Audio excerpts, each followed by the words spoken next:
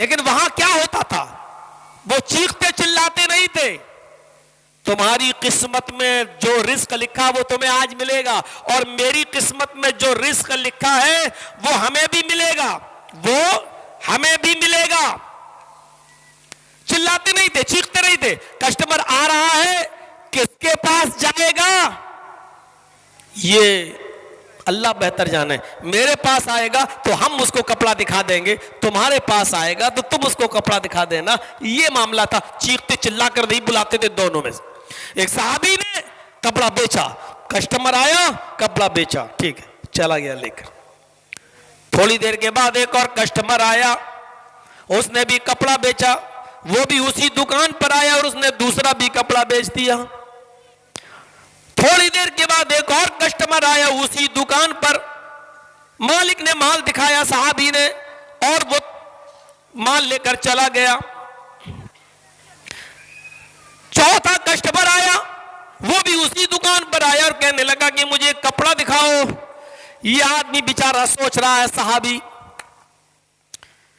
میرے تین کپڑے بک گئے، کپڑوں کے تھان میں نے 3 بیچ دیے، جو کپڑا یہ مانگ رہا وہ میرے پاس ہے، لیکن میرے پڑوسی نے ایک بھی کپڑا ابھی تک نہیں بیچا ہے، آخر اس کے بھی تو بیوی ہے، اس کے بھی تو بچے ہیں، اس کو بھی تو آج شام کو کچھ کما کر اپنے گھر لے جانا ہے، اس کے بھی تو بال بچے، یہ بھی تو کچھ کھلائے گا پلائے گا۔ اس آدمی نے منع کر دیا، کپڑا بیچنے والے نے، بھائی جو کپڑا تم مانگ رہے ہو وہ میرے پاس نہیں ہے۔ اچھا تو کہاں ہے؟ اس سے اچھا کپڑا تمہیں میرے اس پڑوسی کی دکان پہ مل جائے گا، جاؤ اور وہاں سے لے لو۔ اس پڑوسی کو معلوم نہیں ہے کہ یہ آدمی میرے لیے کپڑا آدمی کو بھیج رہا ہے۔ وہ آدمی اٹھتا ہے، اس دکان پہ چلا جاتا ہے اور وہ کپڑا لے کر وہاں سے رخصت ہو جاتا ہے۔ اس دکاندار نے اس کو کپڑا دے دیا ہے۔ اس آدمی نے اللہ کا شکر ادا کیا کہ اللہ کم سے کم آج کے شام کے کھانے بھر کا انتظام اس کے پاس بھی ہو گیا ہے۔ کیا ہمدردی تھی، اسی کا نام ہے بھائی چارہ۔ انما المؤمنون اخوہ، ایمان کا تقاضا یہ ہے کہ وہ مسلمانوں کو ایسا ہی آپس میں بھائی بھائی بنانا چاہتا ہے۔ ہمارے 2 کپڑے بک گئے ہیں، میرے بھائی کا ایک بھی نہیں بکا ہے، اس کے بھی بال بچے ہیں، اب ہم اپنا نہ بیچیں اور اس کو مشورہ دیتے ہیں بھائی جاؤ ایک کپڑا یہاں سے خرید لو، یہ بھی اچھا کپڑا بیچتا ہے۔ لیکن یہاں تو صورتحال یہ ہے کہ ہم باقاعدہ کٹ ملاؤں کے پاس جاتے ہیں اور یہ کہتے ہیں کہ اس کی دکان بند ہونی چاہیے، اور نام ہے محمد جرجیس، نام ہے محمد اکرم، محمد اسلم، محمد افضل، اور صورت یہ ہے کہ مولویوں سے کالا جادو کرایا جاتا ہے۔ یہ لو گاڑ دو، انڈا پڑ گیا گاڑ دو،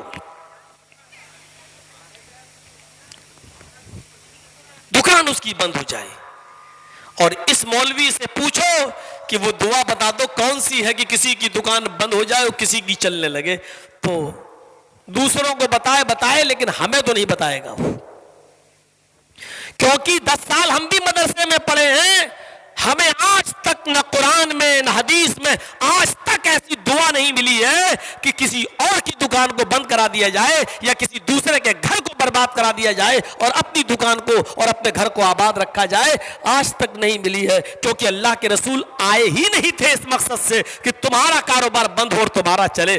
آپ تو اس لیے آئے تھے کہ تمہارا بھی چلے اور تمہارا بھی چلے، تمہاری بھی دکان میں خیر و برکت ہو اور تمہاری دکان میں بھی خیر و برکت ہو، تمہارا گھر بھی آباد رہے اور اس کا گھر بھی آباد رہے۔ جو آباد کرنے کے لیے آیا ہو، جو رزق کے دروازے کھولنے کے لیے آیا ہو، وہ بربادی کی دعائیں بد دعائیں کیسے بتا سکتا ہے؟ یہ ان کٹ ملاؤں نے اپنی طرف سے کالا علم، کالا جادو سیکھا ہے، اور اس طریقے سے یہ شیطانی حرکت، اور جانتے ہو کسی کی دکان بند کرانے والا اور تعویذ لکھنے والے کی سزا، یہ کالا جادو کرنے والوں کی سزا اسلام میں کیا ہے؟ اللہ کے رسول نے فرمایا اس کی کوئی معافی نہیں ہے، اس کو پکڑو، چوراہے پر لاؤ اور تلوار ऐसे इस आदमी की गर्दन उड़ा दो जो जादू करता है और कराता है, सीखता है और सिखाता है। उसकी सिर्फ एक ही सजा है कि उसकी गर्दन उड़ा दी जाए। हजरत उमर फारूक ने 70 जादूगरों को अपने जमाने में पकड़ा था, एक मैदान में खड़ा किया था। उनकी बीवियां हाथ जोड़ती रही, उन्होंने माफी और तलाफी की, आज के बाद हम नहीं करेंगे। अल्लाह के हजरत उमर ने न उनकी बीवियों की सुनी न उनके बच्चों की सुनी, और उन 70 जादूगरों को एक साथ लाइन में खड़ा करके उन 70 की गर्दनें उड़वा दी थी हजरत उमर फारूक ने। ऐसा मौलवी तुम्हें जहां मिले जो दूसरों की दुकानें बंद करवाता फिरे, सबसे पहले उसको जूते से पीटो, फिर कम से कम 500-600 जूते का हार उसकी गर्दन में डालो, क्योंकि कत्ल तो आप कर नहीं सकते, यहां कत्ल का कानून तो है नहीं। दुकानें बंद करवाएगा तू किसी की?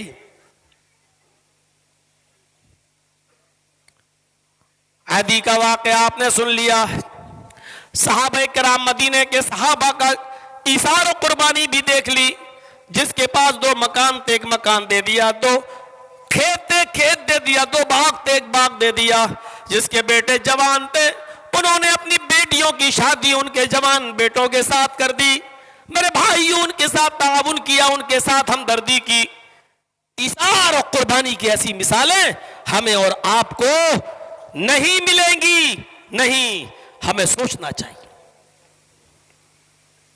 भाईचारे को कौन सी चीजें खत्म करती हैं, उस पर भी एक नजर डाल लिया जाए।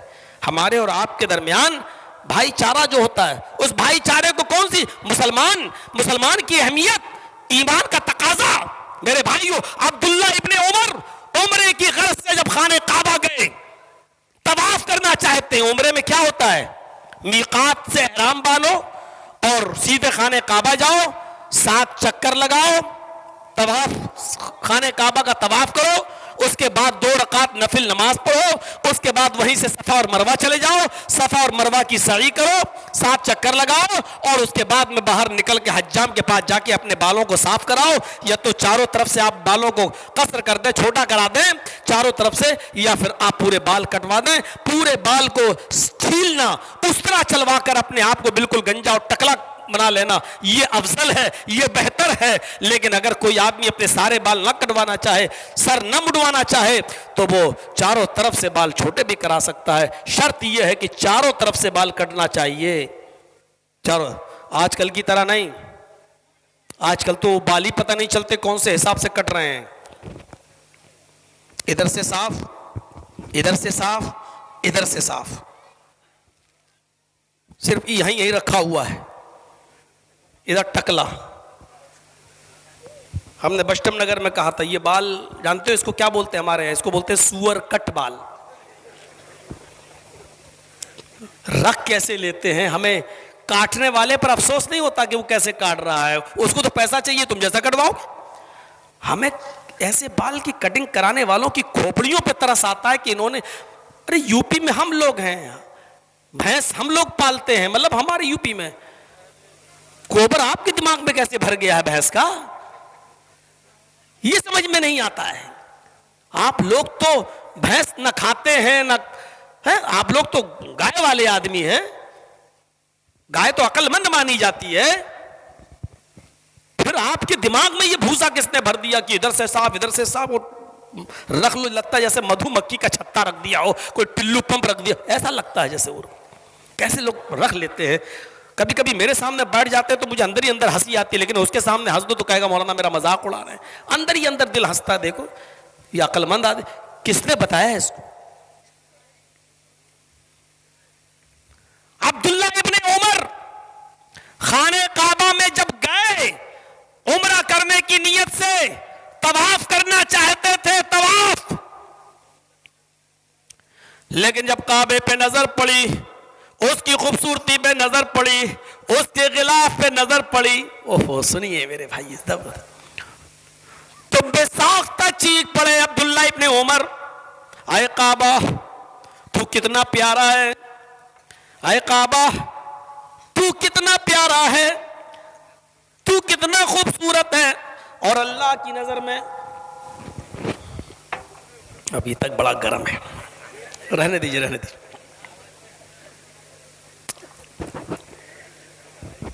हो गया, छाले पड़ गए। सुनिए, जैसे تیری نظر پڑی خانے کعبہ پر تو کیا کہتے ہیں؟ کعبہ تو کتنا حسین ہے، کتنا خوبصورت ہے، کتنا پیارا ہے. دنیا تیرے چکر لگانے کے لیے تیرے پاس آتی ہے. اے کعبہ، اللہ کی نظر میں تیری بڑی عزت ہے، بڑا احترام ہے.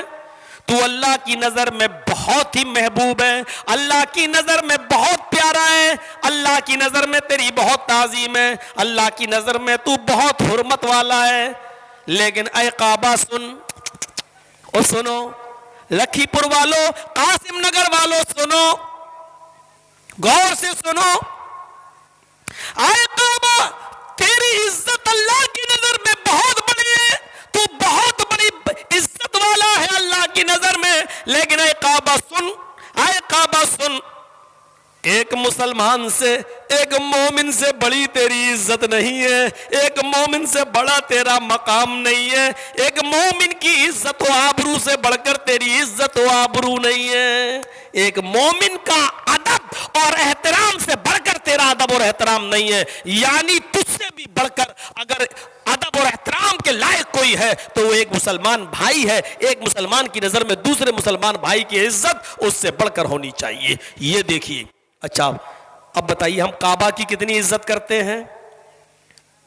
کوئی نماز آپ کعبے کے علاوہ کہیں اور منہ کر کے پڑھ سکتے ہیں؟ نہیں.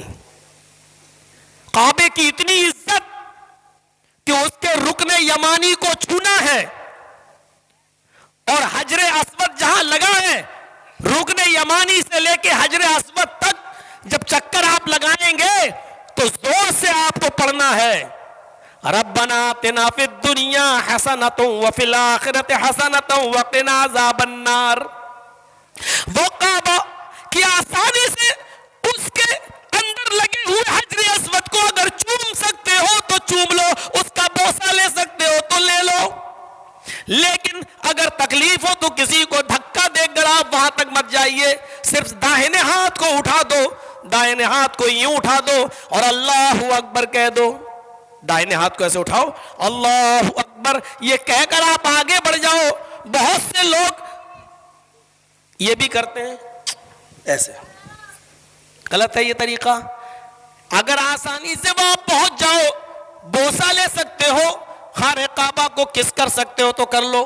لیکن اگر آسانی سے نہیں پہنچ سکتے، دھکا کا دینے کی ضرورت پڑے تو کسی کو دھکا دے کر مت جائیے.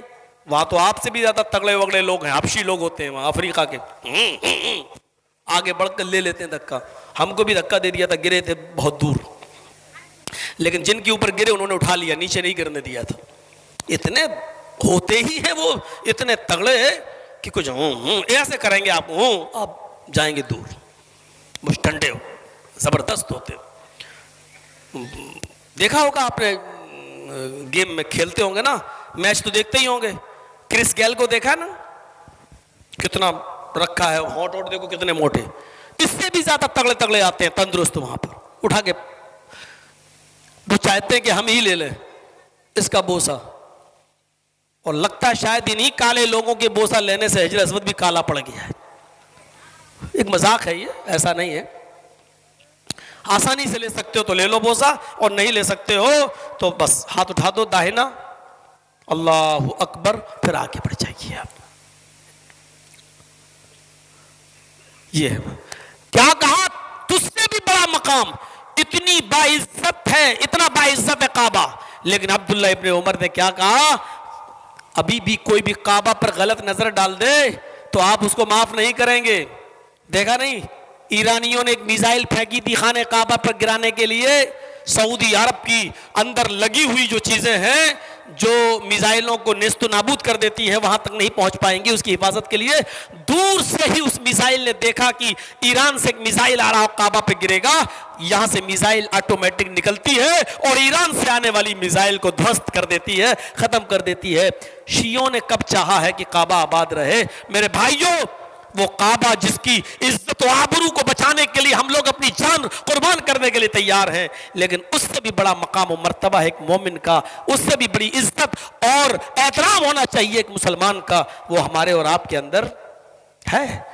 کیا ہم کسی مسلمان کی عزت و آبرو کو اس لائق سمجھتے ہیں؟ یہ ہمیں اور آپ کو سوچنا چاہیے۔ عبداللہ ابن عمر کے اس واقعے سے ہمیں عبرت لینا چاہیے۔ ایک مسلمان کا دوسرے مسلمان کی نظر میں کتنا بڑا ادب اور احترام ہے، کیا حضرت عبداللہ ابن عمر نے کہہ دیا کعبے سے بھی بڑھ کر ہے، کعبہ تجھ سے بھی بڑھ کر ادب اور احترام کے لائق ایک مسلمان ہے، ایک مسلم کی عزت و آبرو ہے۔ جنگ ہو رہی ہے، اور سنو، جنگ ہو رہی ہے، اس جنگ کے اندر بہت سے صحابہ لڑ رہے ہیں۔ اس جنگ کا نام ہے جنگ یرموک، اس جنگ کا نام ہے جنگ یرموک۔ اس جنگ کے اندر صحابہ لڑ رہے ہیں، لڑتے لڑتے کچھ صحابی زخمی ہو کر گرے ہوئے ہیں۔ ایک صحابی کو ڈیوٹی ملی تھی کہ وہ پانی پلائیں زخمیوں کو، ڈھونڈیں اور تلاش کریں۔ ایک صحابی پانی کا برتن لیے ہوئے زخمیوں کو ڈھونڈ رہے ہیں، کوئی زخمی مل جائے تو ہم اس کو پانی پلائیں۔ اچانک ایک جھاڑی کے پاس سے آواز آتی ہے، زخموں سے چور پڑا ہوں، کوئی مجھے یہاں اٹھا لے اور مجھے مرہم پٹی جہاں لگائی جاتی ہے اس کیمپ کے اندر مجھے پہنچا دیں۔ یہ پانی لے کر پہنچتے ہیں، اس جھاڑی پہ جاتے ہیں صحابی اور کہتے ہیں اس آدمی کو، اس صحابی کو اپنی ران پہ اٹھاتے ہیں، پوچھتے ہیں کیا تمہیں پانی کی ضرورت ہے؟ اس نے کہا ہاں، اگر تمہارے پاس ہے تو پانی مجھے پلا دو، مجھے شدید پیاس لگی ہوئی ہے۔ اس صحابی نے اپنے زخمی بھائی کو اٹھایا، اپنے سینے پر ٹیک لگا دیا، اس کو سہارا دیا اور پانی کا ایسے ہی گلاس اس کے منہ تک لے گئے یا مٹی کا پیالہ اس کے منہ تک لے گئے۔ ابھی ہونٹوں تک گیا ہی تھا، ابھی پانی کا ایک قطرہ اس نے پیا بھی نہ تھا کہ دوسری آواز کہیں سے آتی ہے کرانے کی، پانی کوئی مجھے بھی پلا دے۔ ادھر تم پانی پلا رہے ہو، اگر ایک دو گھونٹ پانی کے بچ جائیں تو مجھے بھی پلا دینا، میرے پاس بھی لے آنا، مجھے بھی شدید پیاس لگی ہوئی ہے۔ اس صحابی نے دیکھا پانی کے برتن میں، پیالے میں پانی کمی ہے، دو چار ہی گھونٹ ہے، اگر میں نے پی لیا تو میرا بھائی پیاسا رہ جائے گا۔ اس نے وہ پانی اٹھا کر اسی کے ہاتھ میں دے دیا، فرمایا دیکھو شاید وہ مجھ سے بھی زیادہ پیاسا ہے، مجھ سے بھی زیادہ پیاس کی شدت محسوس کر رہا ہے، نہیں میرے بھائی پہلے تم میرے اس بھائی کو پانی پلاؤ۔ یہ بنایا تھا ایثار، یہ قربانی دینے کا جذبہ یہ پیدا کیا تھا جناب محمد رسول اللہ نے ایک مسلمان بھائی کے دل میں دوسرے مسلمان کے لیے۔ اس نے پانی نہیں پیا، یہ پانی کا برتن لے کر دوسرے کے پاس جاتا ہے، لو بھائی پانی پیو، اس کو اٹھاتا ہے، اپنے سینے سے لگاتا ہے اور پانی کا برتن لے کر اس کے منہ تک لگاتا ہے۔ اتنے میں تیسری آواز آتی ہے وہی پڑے ہوئے تیسرے صحابی کی، میں بھی پیاسا ہوں، زخموں کی تاب نہیں لا سکا ہوں، میں گر گیا ہوں، اٹھنے کی طاقت نہیں ہے میرے اندر، اگر وہاں تھوڑا سا پانی بچ جائے تو ایک دو گھونٹ پانی مجھے بھی دے دینا۔ اتنا سننا تھا کہ دوسرے نے پانی نہیں پیا، اس نے کہا ادھر جاؤ، میرا بھائی شاید مجھ سے بھی زیادہ پیاسا ہے، پہلے اس کو پانی پلاؤ۔ یہ بیچارہ پانی لے کر تیسرے کے پاس جاتا ہے، جیسے اس کو اٹھاتا ہے، شاید یہی مرضی تھی اللہ رب العالمین کی، اس کو زمین سے اٹھا کر جیسے ہی سینے سے لگاتا ہے، اس صحابی کی روح قفص عنصری سے پرواز کر جاتی ہے، شہادت کا درجہ مل جاتا ہے اور یہ بیچارے دم توڑ دیتے ہیں، پانی کا ایک قطرہ بھی نہیں پی پاتے ہیں۔ ان نے دیکھا کہ وہ تو دم توڑ دیا ہے، چلو یہ تو اللہ کو پیارے ہو گئے، یہ تو شہید ہو گیا ہے، اب اس کو زمین پر لٹا دیا ہے، چلے دوسرے کو پلا دیں، لوٹ کر چلیں دوسرے کو پلائیں۔ جب دوسرے کے پاس جاتے ہیں اٹھو میرے بھائی، اور جیسی اٹھاتے ہیں تو کیا دیکھتے ہیں دوسرے نے بھی دم توڑ دیا ہے، دوسرا بھی پیاسا اللہ کی راہ میں چلا گیا ہے، اللہ کو پیارا ہو گیا ہے۔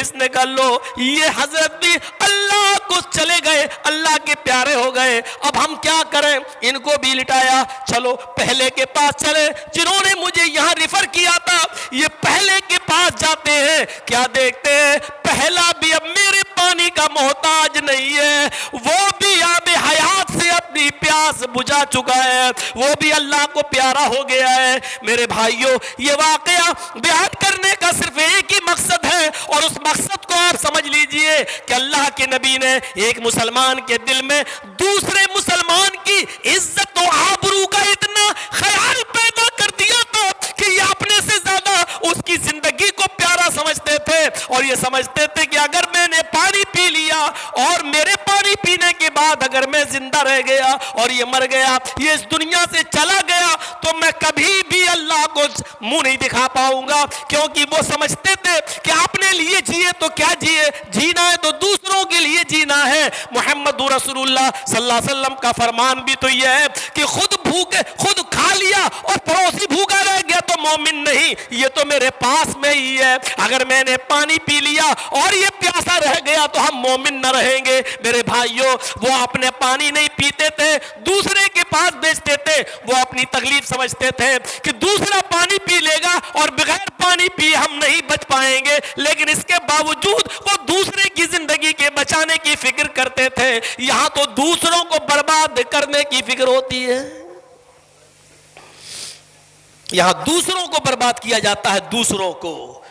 یہ کیوں آباد ہو رہا ہے، اس کی دکان کیوں چل رہی ہے، اس کا ہم سے زیادہ کاروبار کیوں چل رہا ہے؟